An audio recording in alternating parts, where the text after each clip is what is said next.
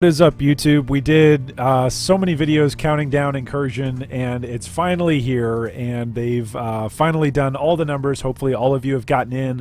Hopefully those of you that had to work on Friday, Saturday have now on Sunday night gotten a start to your league, and hopefully Monday as you come home from work and pretty much all day Monday, you're just theory crafting on how to refine your build and what cool, awesome loot you can find in your next Incursion.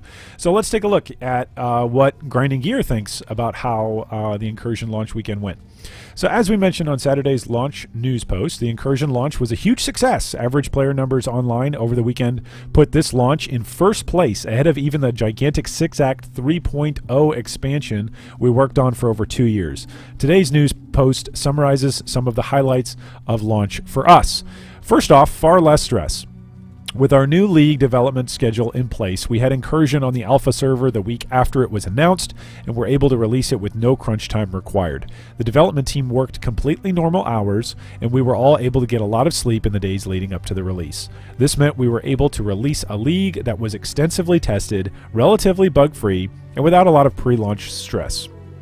Easy cleanup of post-launch problems. The live team were able to triage and patch most of the first weekend issues with a series of hotfixes that didn't involve restarting the realm.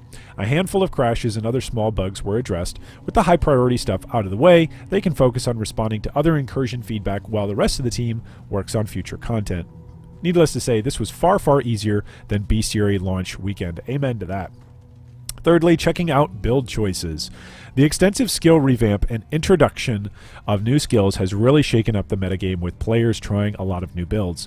We have been watching the development of new builds with interest, and we are seeing some clever combinations so far. It's also interesting to see what people are using to level through the content, especially with the new item options available. We're seeing far fewer Sunder Boys and a fair amount more Arc Boys now. Lastly, entertaining corruption outcomes. It's really awesome to see the crazy items that people are making or destroying. We were going to congratulate Mathel on finding Abisco's collar, but might have been mistaken because we just couldn't find it when we went to have a look. We hope you continue to enjoy the Incursion League and eventually discover all the secrets that the Temple of Atzoatl holds. Posted by Bex. There you go. So what are your thoughts, YouTube? What has your experience been so far? We've been waiting and hyped up so much for Incursion. It's finally dropped. What do you think of Incursion? Where would you rate it so far in your first weekend experience or your first couple of playthroughs? Have you already played through a Temple of Atzoatl? How far have you gotten?